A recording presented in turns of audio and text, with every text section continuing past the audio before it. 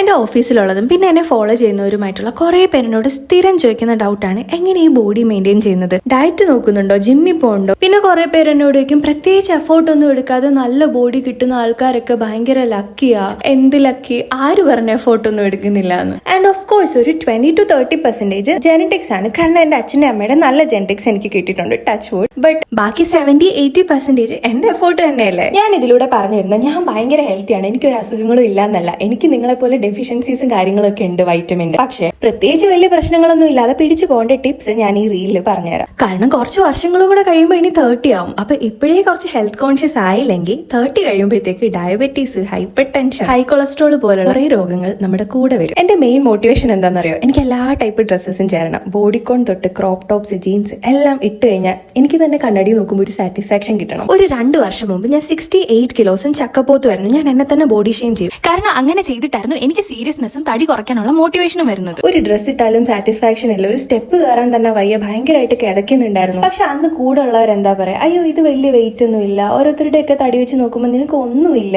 പക്ഷെ നമുക്ക് കമ്പാരിസൺ അല്ലല്ലോ വേണ്ട, നമുക്ക് ഇങ്ങനെ മിററിന്റെ ഫ്രണ്ടിൽ നോക്കുമ്പോൾ സാറ്റിസ്ഫാക്ഷൻ വേണം. പിന്നെ അന്ന് എനിക്ക് കൊളസ്ട്രോൾ ചെറുതായിട്ട് കൂടി, കൊളസ്ട്രോൾ ആയിട്ടില്ല ബട്ട് ബോർഡർ ലൈൻ പോലെ ആയിരുന്നു. ജിമ്മിൽ പോകാൻ ഒട്ടും ടൈമില്ല, പിന്നെ ഷുഗർ കട്ടിനെ പറ്റി ആലോചിക്കാൻ പോലും പറ്റത്തില്ല. എല്ലാം കൂടെ ഈ റീൽ പറഞ്ഞു തീരുമെന്ന് തോന്നില്ല. ഹെൽത്ത് ആണ് നമ്മുടെ ഏറ്റവും വലിയ വെൽത്ത് എന്ന് മനസ്സിലാക്കിയത് ആ 68 കിലോയിൽ നിന്ന് 56 കിലോ വരെ വന്നിട്ടുള്ള ഹെൽത്തി ജേർണി തന്നെ കോൺഫിഡൻസോടെ പറയാം. കാരണം ഞാൻ ഫുഡൊന്നും കഴിക്കാതെ കിടന്നിട്ടില്ല, എല്ലാ ഫുഡും കഴിച്ചിട്ട് തന്നെയാണ് ഞാൻ എന്റെ തടി കുറച്ചത്. അപ്പൊ എന്റെ ഹെൽത്തി ജേർണി ഫുൾ ഡീറ്റെയിൽ ആയിട്ട് ഞാൻ നെക്സ്റ്റ് റീലിൽ അപ്ലോഡ് ചെയ്യുന്നതായിരിക്കും. അപ്പൊ ഇപ്പൊ തന്നെ അക്കൗണ്ട് മറക്കാതെ ഫോളോ ചെയ്ത് വെച്ചു. അപ്പൊ നമുക്ക് ഒരുമിച്ച് ഹെൽത്തി ആൻഡ് സെസ്കി ആവാം. ബൈ.